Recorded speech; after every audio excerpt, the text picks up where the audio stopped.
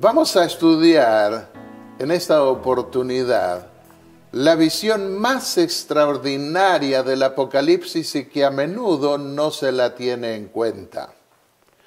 El título de la lección para esta semana es La entronización del Cordero.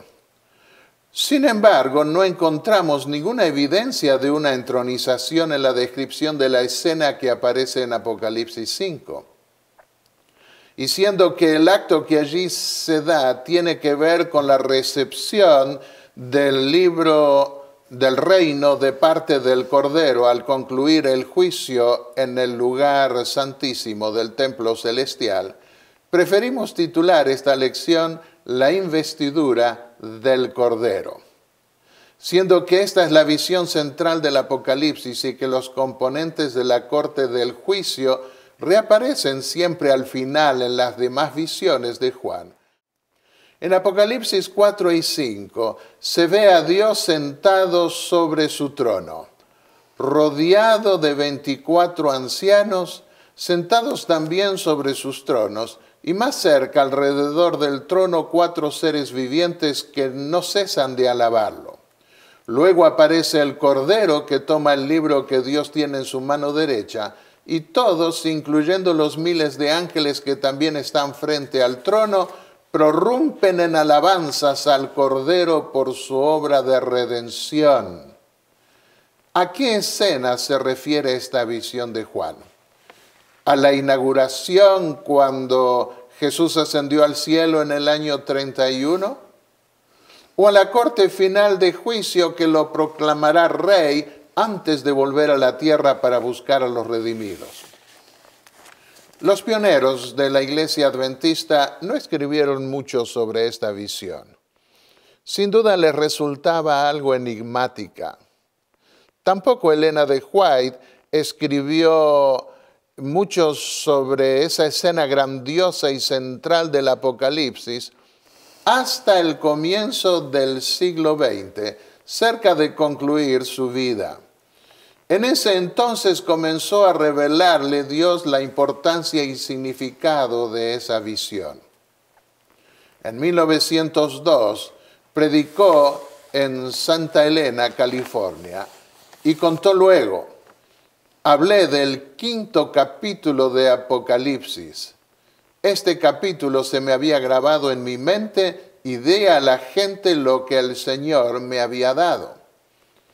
A partir de entonces se escribió y predicó bastante sobre esa visión. Pero casi todo lo que dijo quedó archivado y nunca salió a luz hasta hace unos 20 años atrás, cuando se preparó un CD con todos sus escritos no publicados. Se me autorizó a investigar el tema por 3 días enteros en el Centro White de Washington, D.C. En este libro, ustedes van a poder encontrar todas las citas que nunca se publicaron y también las que se habían publicado de Elena de White. Está en el capítulo 2, la crisis final en Apocalipsis 4 y 5, lo tengo también en inglés.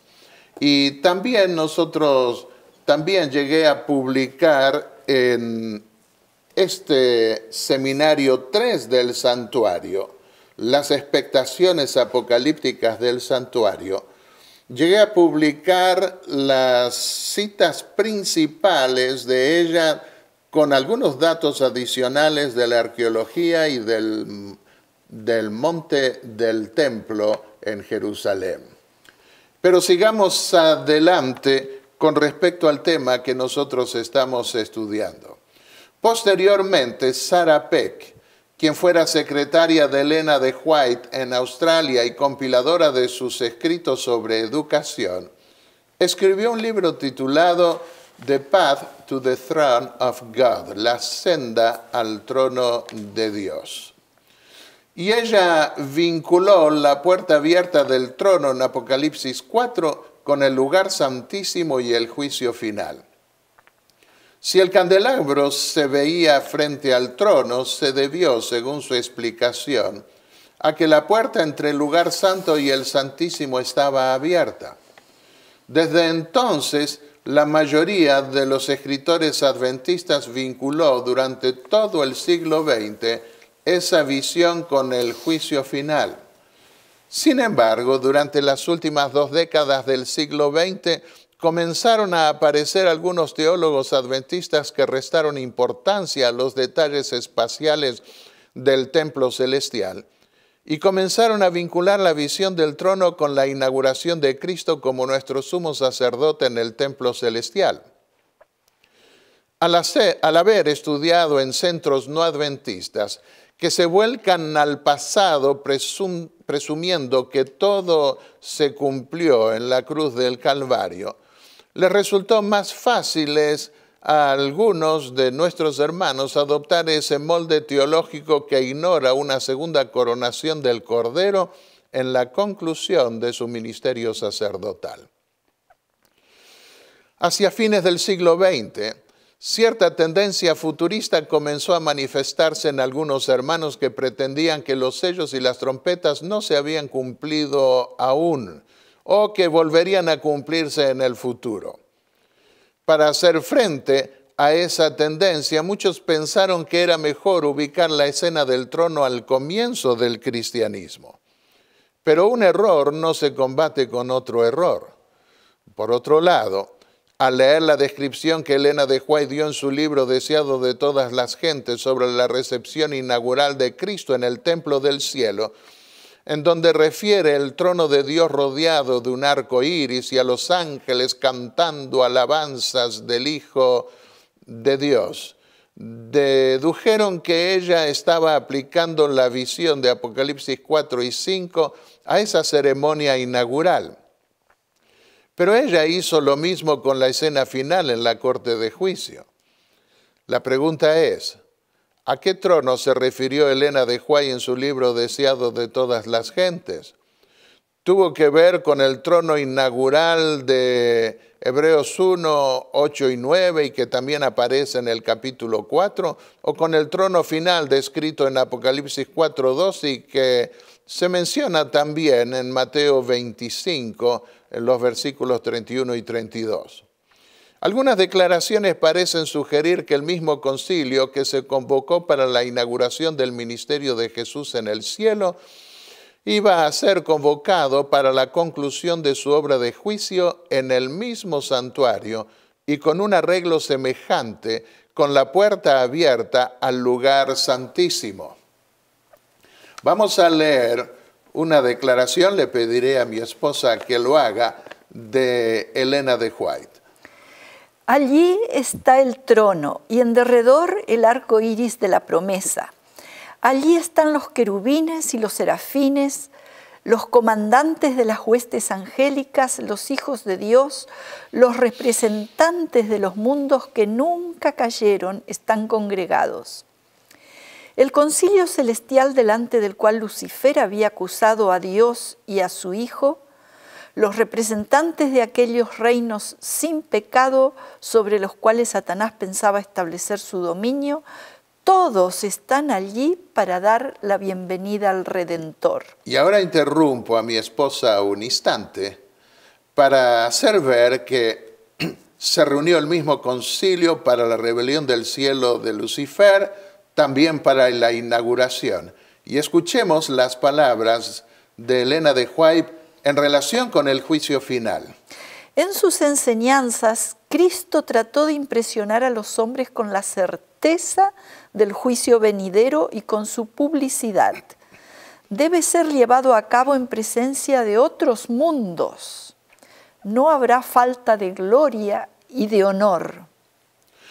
Según ya vimos, Elena de White ubica el trono de Apocalipsis 4 en el lugar santísimo y en conexión con el comienzo del juicio en 1844. El hecho de que en el libro Deseado de todas las gentes vea el arco iris del pacto sobre el trono en la inauguración no implica necesariamente que se refiera a la escena final de Apocalipsis 4.2.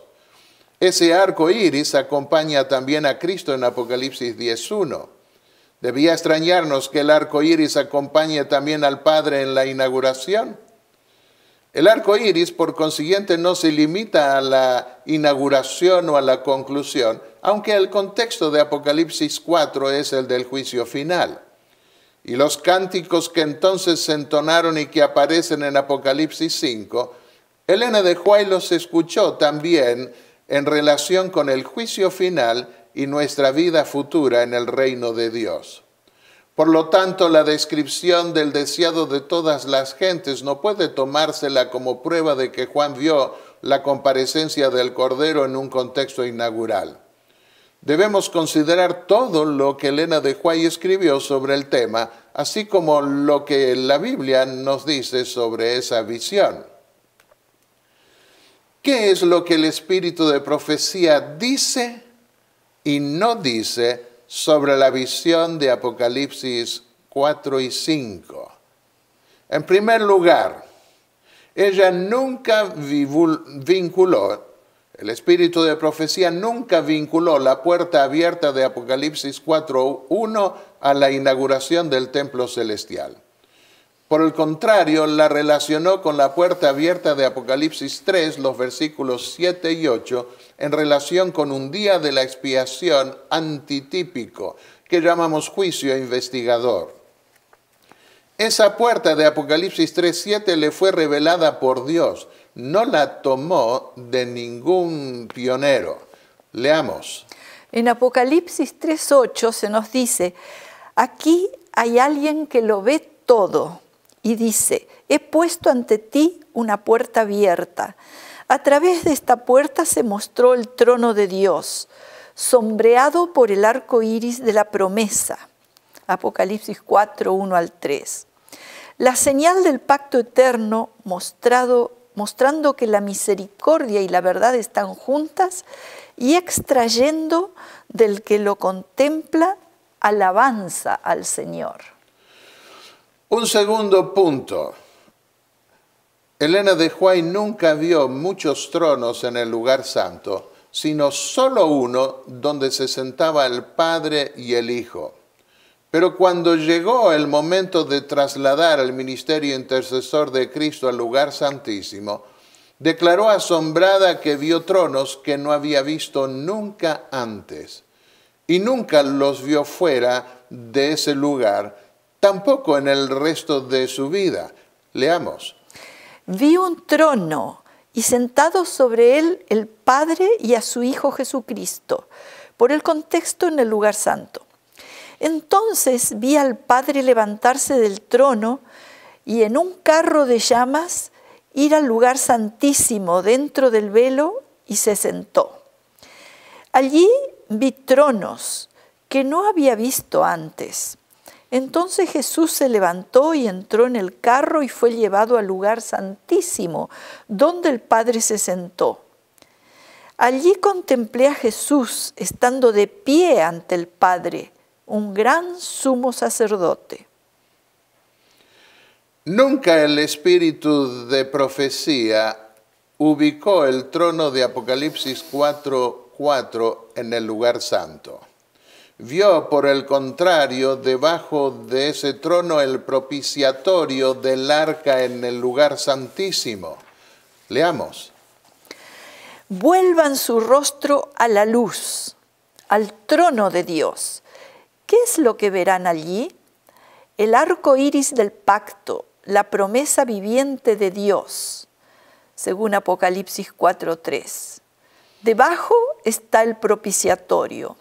Vayan al trono de la gracia, se les responderá del propiciatorio. Toda vez que venimos al trono de Dios pidiendo la misericordia, podemos mirar hacia arriba y contemplar el arco iris de la promesa y encontrar en él la seguridad de que nuestras oraciones serán respondidas. Nunca el espíritu de profecía proyectó la toma y posesión del libro sellado, así como su apertura a un acto sacerdotal inaugural de Cristo. Siempre ubicó esa ceremonia en el futuro, en la conclusión de su obra mediadora en el templo celestial. Otra vez, confirmémoslo con la declaración literal de Elena de White. El tiempo vendrá cuando todos lo alabarán, diciendo, tú eres digno de tomar el libro y abrir sus sellos. Digno es el Cordero que fue muerto de recibir poder, riqueza, sabiduría, fuerza, honor, gloria y bendición. Su decisión, no tenemos rey sino a César, su sangre sea sobre nosotros y sobre nuestros hijos, fue registrada en el libro que Juan vio en la mano de aquel que se sienta en el trono, el libro que ningún hombre podía abrir. Con todo su carácter vindicativo aparecerá esta decisión delante de ellos, de los judíos, el día en que este libro sea abierto por el león de la tribu de Judá. Podemos comparar estas declaraciones con Deuteronomio, el capítulo 31, y también con los evangelios, donde se muestra que habría un juicio en el futuro. Pero veamos una declaración más. Este espantoso clamor ascendió al trono de Dios. Esa sentencia que pronunciaron sobre sí mismos fue escrita en el cielo. Esa oración fue oída. Terriblemente se habrá de cumplir esta oración en el gran día del juicio. Un quinto aspecto, nunca vinculó Elena de White el trono de David con el trono sobre el que se sentó Cristo al ascender al cielo. Por el contrario, Elena de White fue enfática al decir que el trono de David no le sería dado sino al concluir su obra mediadora en el templo celestial. Veamos esta declaración. Se sentará y reinará sobre su trono, siendo sacerdote sobre su trono, no todavía sobre el trono de su gloria. El reino de gloria no le ha sido dado aún. Solo cuando su obra mediadora haya terminado, le dará el Señor Dios el trono de David su padre, un reino del que no habrá fin. Esto no ocurrirá antes que Jesús haya concluido su oficio sacerdotal en el santuario celestial. Depuesto su ropaje sacerdotal y puesto sobre sí sus ropas más reales, coronado. Pude contemplar a Jesús levantándose de su trono de mediación e ir al lugar santísimo como el esposo para recibir su reino. Entonces vi que Jesús se despojaba de sus vestiduras sacerdotales y se revestía de sus más regias ropas. Llevaba en la cabeza muchas coronas, una corona dentro de otra. Rodeado de la hueste angélica, dejó el cielo. Un sexto punto de lo que Elena de White dijo y no dijo. Nunca negó ella que la visión de Apocalipsis 4 y 5 estuviese relacionada con el juicio final. Al contrario, lo afirmó categóricamente. Entre las numerosas citas que junté en mi libro, les comparto aquí la siguiente. Leemos de un libro en el Apocalipsis que estaba en la mano de uno. Allí se lo vio y nadie podía abrir el libro, y había gran lamentación y llanto y agonía, porque no podían abrir el libro. Pero uno dice, aquí hay uno, el león de la tribu de Judá, él puede abrir el libro. Él toma el libro y entonces, ¡oh, qué regocijo había! Se abrió el libro y ahora puede ser leído, y cada caso será juzgado según las cosas que están escritas en el libro. Ya que estamos hablando del libro sellado, corresponderá que ampliemos un poco el tema al tocar el libro de la ley en el juicio milenial. Mientras que los pecados confesados son borrados de los libros celestiales en el juicio preadvenimiento o juicio investigador, las buenas obras de los justos no serán borradas. Esas obras hermosearán la ciudad de Dios y serán motivo de alegría entre los redimidos. Escribió el apóstol lo siguiente. Regocijémonos y alegrémonos y démosle gloria porque las bodas del Cordero han llegado y su esposa se ha preparado. Y a ella le fue concedido vestirse de lino fino, resplandeciente y limpio, porque el lino fino son las acciones justas de los santos. Apocalipsis 19, 7 y 8. El libro de la ley, junto con el de las buenas obras, vindicará a los redimidos durante el juicio milenial, en contraste con las malas obras que condenarán a los malvados.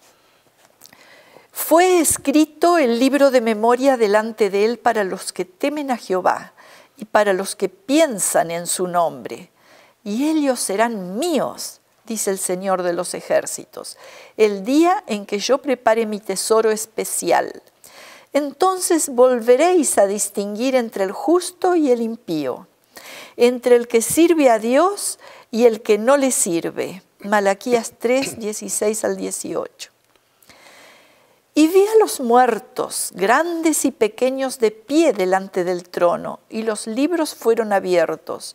Y otro libro fue abierto, que es el libro de la vida. Y los muertos fueron juzgados por lo que estaba escrito en los libros según sus obras. Apocalipsis 20:12. Después que los santos hayan sido transformados en inmortales y arrebatados con Jesús, después que hayan recibido sus arpas, sus mantos y sus coronas y hayan entrado en la ciudad, se sentarán en juicio con Jesús. Serán abiertos el libro de la vida y el de la muerte. El libro de la vida lleva anotadas las buenas acciones de los santos y el de la muerte contiene las malas acciones de los impíos. Estos libros son comparados con el de los estatutos, la Biblia, y de acuerdo con ella son juzgados los hombres. Todo verdadero conocimiento obtenido en esta vida será retenido por nosotros en el cielo. Allí se perfeccionará nuestra educación. En la nueva tierra, Cristo nos conducirá a la orilla de las aguas vivientes y nos explicará los pasajes oscuros de la Escritura que nunca habíamos sido capaces de entender. Todas sus providencias serán hechas entonces plenas. Dios sabe que no hemos sino comenzado a estudiar su palabra. Sabe que muchos tienen solo un conocimiento superficial de la verdad. Cuando lo sigamos por doquiera que vaya en la familia de los redimidos arriba, nos abrirá los misterios de su palabra. Nos mostrará la belleza y el encanto de su palabra que ahora no entendemos ni a la mitad. Entonces arrojaremos nuestras relucientes coronas a sus pies y tocando nuestras arpas de oro llenaremos todo el cielo con rica música, cantando: digno es el Cordero que murió y que vive otra vez, un conquistador triunfante. Demos otra mirada ahora a algunas especificaciones claves que encontramos en la visión del trono y en la investidura final del Hijo de Dios. 2 veces invita Jesús a Juan a mirar lo que va a suceder después de la visión anterior en la que Jesús oficiaba como sacerdote en el lugar santo del templo celestial. En otras palabras, la apertura de la puerta en Apocalipsis 4 y 5 no se dirige a un pasado anterior, aún al de la primera visión. Tampoco tiene sentido pretender que Jesús va a mostrarle a Juan lo que debe suceder después de lo que va a mostrarle. El después tiene que ver con algo que va a suceder después del año 90, cuando recibió la visión. Según un estudio arqueológico topográfico del Monte del Templo, el lugar santísimo en el Templo de Salomón estaba entre 6 pies más alto que el lugar santo, o 10 pies más alto, según lo da a entender el Antiguo Testamento, en el primer libro de los Reyes, el capítulo 6, los versículos 2, 17 y 20 más específicamente. No tenemos aquí tiempo de estudiar esto en detalle. Por documentación bíblica y arqueológica, ustedes pueden ver en mi libro que tiene que ver con las expectaciones apocalípticas del santuario. Allí doy la documentación de los estudios más recientes que se han hecho sobre el monte del templo en Jerusalén. Por eso el profeta Isaías declaró: vi al Señor sentado en un trono alto y sublime. Y es por esa razón también que Juan fue llamado a subir al cuarto del trono en el lugar santísimo, luego de ver a Jesús entre los candelabros del lugar santo en la primera visión. Pero, ¿quiénes son los 24 ancianos? ¿Y por qué están sentados sobre tronos? ¿A qué representan y por qué se los ve frente al trono de Dios? Digamos en primer lugar que los 24 ancianos son ángeles poderosos que secundan la labor del juez del universo. Dios no reina solo, sino que comparte con sus criaturas las decisiones de su gobierno. Leamos del espíritu de profecía las siguientes palabras. Juan estaba angustiado ante la incapacidad manifiesta de todo ser humano o inteligencia celestial de leer las palabras o aún mirarlo. Su alma estaba perturbada a tal punto de agonía y suspenso que uno de los ángeles fuertes tuvo compasión de él y poniendo su mano sobre él le dijo en tono tranquilizador: no llores.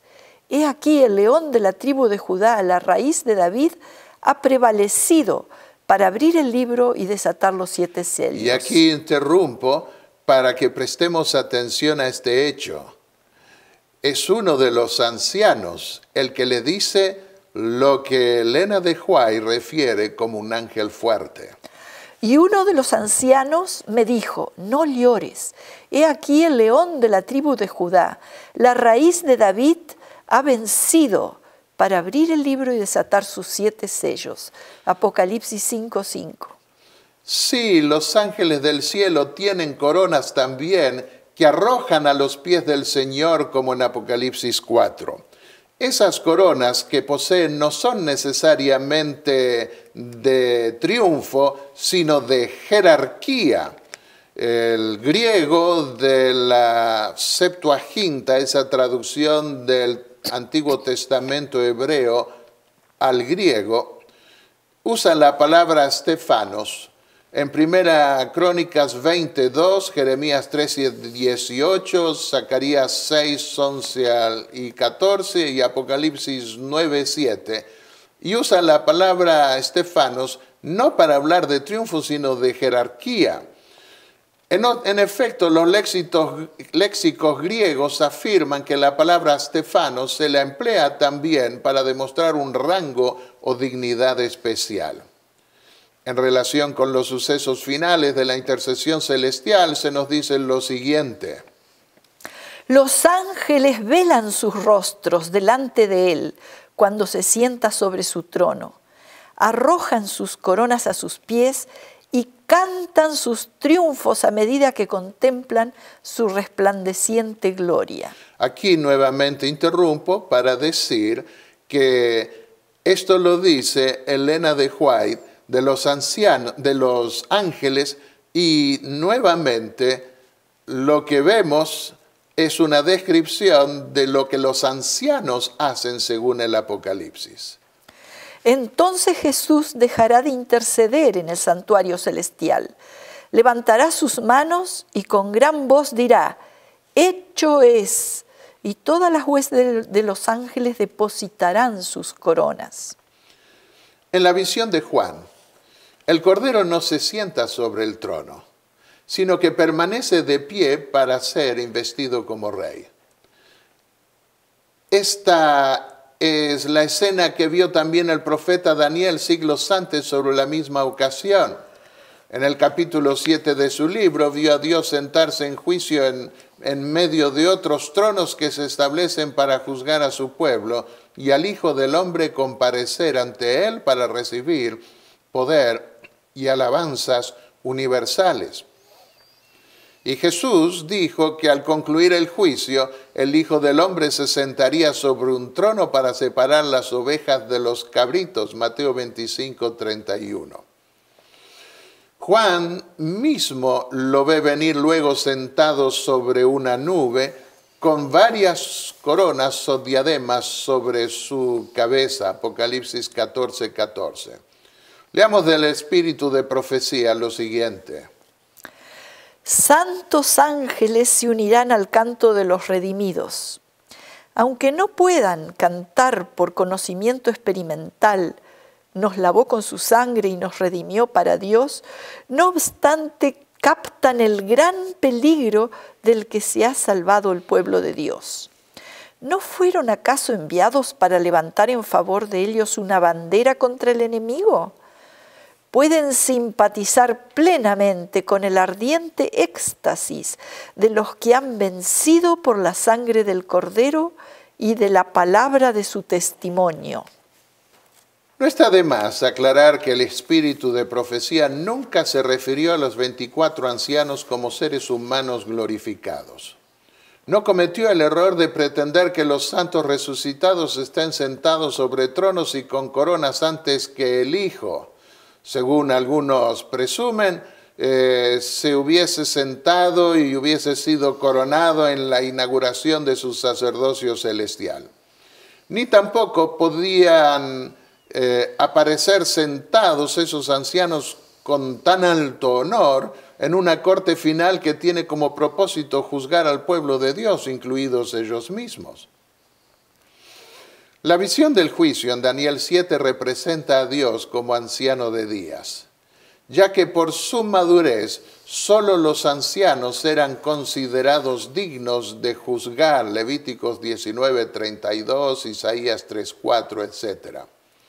De manera que la descripción de los 24 ancianos no podía ser más fuerte para representar una escena de juicio, ni tampoco pretender que debían ser seres humanos glorificados. En Apocalipsis 4 y 5 representan a una corte de venerables. En efecto, en Mateo 5:22, Jesús anticipó que habría un Sanedrín celestial. Literalmente dice Sanedrín, algunas versiones traducen concilio, lo que nuevamente apunta a ángeles, no a seres humanos. El Sanedrín judío estaba compuesto por cortes de 24 ancianos en cada ciudad y 3 cortes de 24 ancianos en Jerusalén, aunque a menudo indicaban 23 ancianos y 70 o 71, el común denominador era 24. En otras palabras, los 24 ancianos son una réplica de la corte de David, que estaba compuesta por los ancianos o jueces que se sentaban para juzgar sobre tronos junto a él. Salmos 122, 4 y 5. También Jesús anticipó que en la corte final el Hijo iba a ser glorificado y honrado como lo era el Padre. San Juan 5, versículos 22 y 23. ¿Qué más debía decirse para proyectar la escena de juicio final en la visión central de Apocalipsis que estamos estudiando? Los títulos dados al Cordero no son sacerdotales, sino reales. El león de la tribu de Judá, la raíz de David. Y aunque el término cordero es en referencia al cordero que era sacrificado en el templo, aquí no funciona ese título como un título sacerdotal. Les puedo probar esto al leer Apocalipsis 17, 14, si ustedes leen allí, por ejemplo, porque Juan lo aplica a Cristo después que concluyó su obra sacerdotal. Al describir una de sus primeras visiones, Elena de White escribió, en efecto, vi que Jesús se despojaba de sus vestiduras sacerdotales y se revestía de sus más regias galas. Llevaba en la cabeza muchas coronas, una corona dentro de otra. Rodeado de la hueste angélica, dejó el cielo. Preguntémonos, si el Señor le estaba mostrando a Juan una visión inaugural, ¿por qué se puso a llorar cuando ve que no había nadie ni en el cielo ni en la tierra que fuese digno de tomar el libro y abrir sus sellos? Apocalipsis 5, versículos 3 al 5. Juan sabía que Jesús había vencido y que se había sentado a la diestra de Dios 60 años antes. Había sido testigo de ello al recibir el Espíritu Santo en el Pentecostés. Pero ahora llora porque está ante una situación diferente. Es la escena misma del juicio y el libro que garantiza la herencia de los redimidos está sellado. ¿Por qué no aparece el Señor en su momento tan crucial para abrirlo?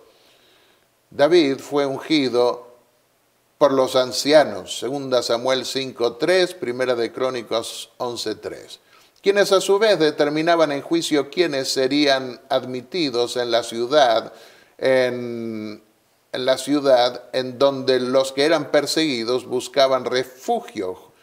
Josué 20, versículos 1 al 5. Por esto en Apocalipsis 5 son los ancianos los que aclaman al Cordero cuando recibe el libro que lo hará rey, y lo alaban por haber hecho dignos de reinar con él a quienes rescató con su sangre. En otras palabras, de ser admitidos en la ciudad de Dios. El texto griego de Apocalipsis 5 no sugiere que el libro sellado está sobre el trono a la diestra de Dios, sino que afirma específicamente que está en la mano del que está sentado sobre el trono. Lo buscamos en Apocalipsis 1, 17, 20 y el capítulo 2 y el versículo 1, donde se usa el mismo término griego, dexios. Fuera del Apocalipsis encontramos el mismo término en Mateo 6:3, 27, 29 y en Gálatas 2:9. Claramente referido de nuevo a la mano, aunque tampoco aparece el término cheiros, que significa mano. Jesús mismo también, mediante el espíritu de profecía, explica ese pasaje diciendo lo siguiente. Allí, en su mano abierta, yace el libro. Juan vio en la mano de aquel que se sienta sobre el trono el libro que ningún hombre podía abrir. ¿A qué libro se refiere Juan? Al libro del pacto, que era a su vez el libro de la herencia que Dios ordenó colocar al lado del arca del pacto, donde estaba el trono de Dios en el templo terrenal. Ese libro debía permanecer allí, sellado como testimonio en el juicio contra los violadores del pacto. Cuando se coronaba un descendiente de David, se le daba el libro de la ley, Deuteronomio 17, versículos 18 y 19. La entrega del padre a su hijo del libro de la ley implica, por consiguiente, la transferencia del reino simbolizado por el reino de David, que debía tener lugar al concluir el juicio. Es el Padre quien le confiere al Cordero la facultad de ser rey, y esto se lo representa gráficamente, como en la antigüedad cuando se investía un rey sobre su pueblo, al darle el libro sellado que ningún otro ser, ni en el cielo ni en la tierra, puede abrir. En otras palabras, esa asunción no la toma el Cordero por su propia cuenta. Allí, en su mano abierta, está el libro, el rollo de la historia de las providencias de Dios, la historia profética de las naciones y de la Iglesia. Allí están contenidos los pronunciamientos divinos, su autoridad, sus mandamientos, sus leyes, el consejo simbólico entero del Eterno y la historia de todos los poderes gobernantes de la tierra. El lenguaje simbólico se encontraba en ese rollo la influencia de cada nación, lengua y pueblo, desde el principio de la historia de la tierra hasta su cierre. Y antes de leer la siguiente cita, yo quiero llamarles la atención al hecho de que Elena de White se refiere a la Biblia en términos semejantes a los que acabamos de leer sobre ese libro sellado que está en el cielo. En Historia y Profecía, la palabra de Dios describe el largo y continuado conflicto entre la verdad y el error. Los 4 seres vivientes estaban esculturalmente representados en el lugar santísimo del templo de Salomón. A los 2 querubines que Moisés había hecho labrar en oro sobre el arca del pacto, Salomón agregó 2 querubines más que mandó poner a los 2 extremos del lugar santísimo. Todo apunta de nuevo a una escena que no se desarrolla a lo largo de la dispensación cristiana, sino al final, con la apertura de la puerta al lugar santísimo. Un detalle más. El Cordero aparece con 7 ojos antes de recibir el libro que lo facultará para ser rey, y antes de la aclamación de los 4 seres vivientes y de los ancianos. Esto prueba que esa facultad la recibió antes, no en la escena que se le muestra ahora al apóstol, por lo cual se hace difícil imaginarse con esa descripción un derramamiento inaugural del Espíritu Santo como en el Pentecostés. Además, el Espíritu Santo es una persona, no 7.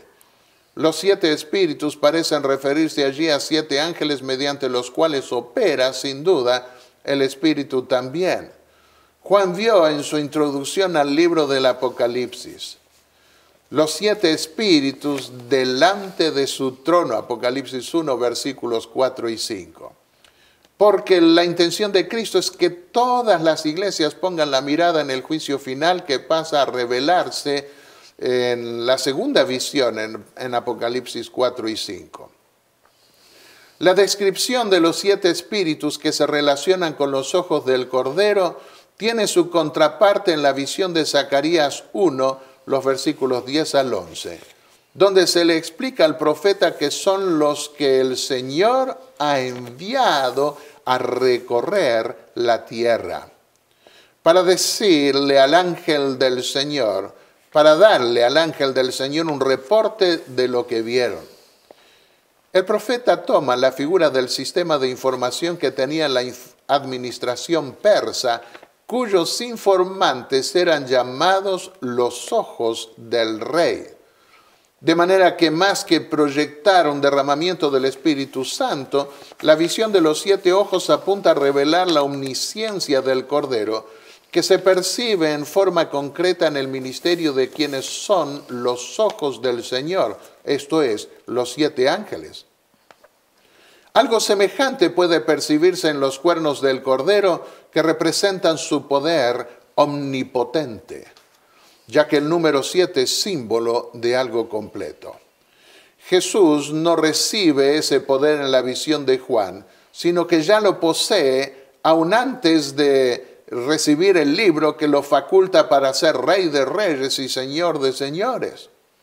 Apocalipsis 5:6 refiere simplemente el papel que esos ángeles desempeñan como enviados del Señor. Algunas versiones traducen el texto como habiendo sido enviados a toda la tierra, una traducción literal, Berean Literal Bible en inglés. Otra versión, la de Good News Translation, han sido enviados por toda la tierra, como algo que sucedió antes. Concluyamos. Es lamentable que se haya privado al mundo cristiano en general de la visión más gloriosa de la corte del cielo que está por coronar a Cristo como Rey de la Nueva Jerusalén. Las iglesias católicas y ortodoxas, así como las protestantes y las evangélicas, están volcadas hacia el pasado inaugural y se han vuelto incapaces de captar la importancia de lo que está teniendo lugar en estos momentos en el cielo. Debido a la obstinación de querer ser como otros cristianos que no tienen la luz que Dios dio a la iglesia adventista, algunos hermanos están también perdiendo de vista o empequeñeciendo la visión de la coronación final tan gloriosa de Jesús como Rey de Reyes y Señor de Señores. Leamos una cita más del Espíritu de Profecía sobre la visión de Apocalipsis 5, cuyo contexto es de nuevo claramente el del juicio.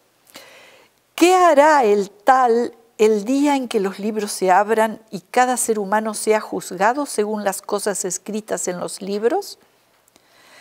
El quinto capítulo del Apocalipsis debe estudiarse con atención. Es de gran importancia para todos los que tendrán una parte que cumplir en la obra de Dios para estos últimos días. Hay algunos que están engañados, no se dan cuenta de lo que está por venir sobre la tierra. A menos que hagan un cambio decidido, se hallarán faltos cuando Dios pronuncie juicio sobre los hijos de los hombres. Han transgredido la ley y quebrado el pacto eterno, y recibirán de acuerdo a sus obras. La visión de Apocalipsis 4 y 5 es de suprema importancia hoy, debido a que mientras que los hombres en la tierra se preparan para honrar al anticristo, lo vemos en Apocalipsis 13, versículos 3 y 4, en el cielo todos los ángeles se preparan para honrar al Creador y al Redentor, Apocalipsis 4 y 5. Esa visión es más relevante hoy que nunca porque debe llevarnos a contemplar y glorificar a Dios y a su Hijo en armonía con la proclamación de su gloria en el cielo. Apocalipsis 14, 7, temed a Dios y dadle gloria. Necesitamos saber que pronto estaremos frente a Dios, frente a Cristo y a los 4 seres vivientes, así como frente a los ángeles del cielo en la corte celestial. Lo vemos en Apocalipsis 7, versículos 9 al 12, Apocalipsis 14, versículos 1 al 3, Apocalipsis 19, versículos 1 al 8. También aparecen en Apocalipsis 11, versículos 15 al 19. Podemos realmente imaginarnos lo extraordinario y tremendo que será eso. Preparémonos para ese evento glorioso que nos aguarda.